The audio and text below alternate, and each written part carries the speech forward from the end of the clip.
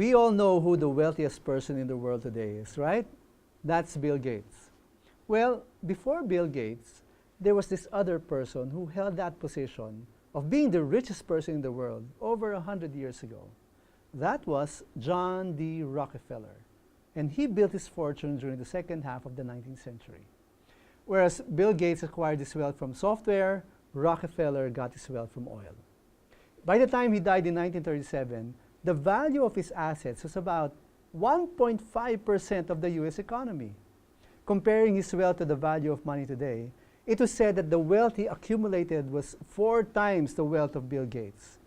And with so much wealth, he was asked one time, how much money is enough money? You know what he said? He replied, just a little bit more. When I was young, my ambition was very much like that, to build a company that would create so much wealth for me and my family.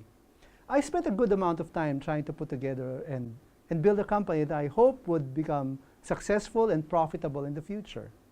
At first, my only ambition was to make just enough to meet my needs. But you see, the pursuit of wealth suddenly became serious. And that ambition transformed into a desire to make so much money that I didn't have to worry about money anymore. I never actually got to where I wanted, but I know of too many entrepreneurs and businessmen who reached the point where the end goal of all their work was very much like that quote from Rockefeller, to make just a little bit more. The pursuit of wealth has this funny tendency to become an end in itself.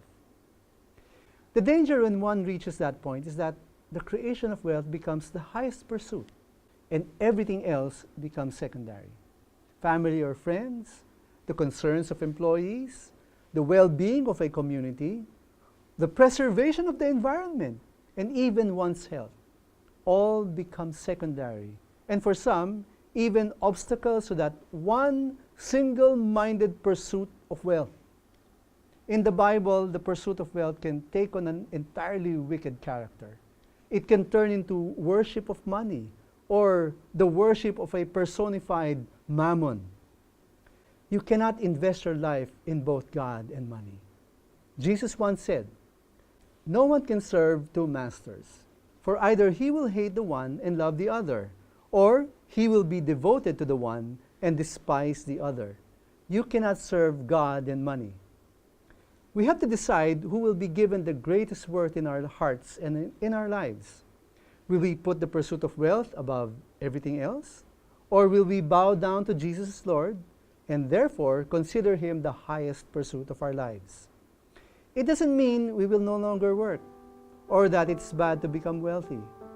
It only means that our pursuit of wealth is subject to the rule of Christ. If we pursue it, we do that to honor Christ. Because you see, in the pursuit of wealth, faith matters too.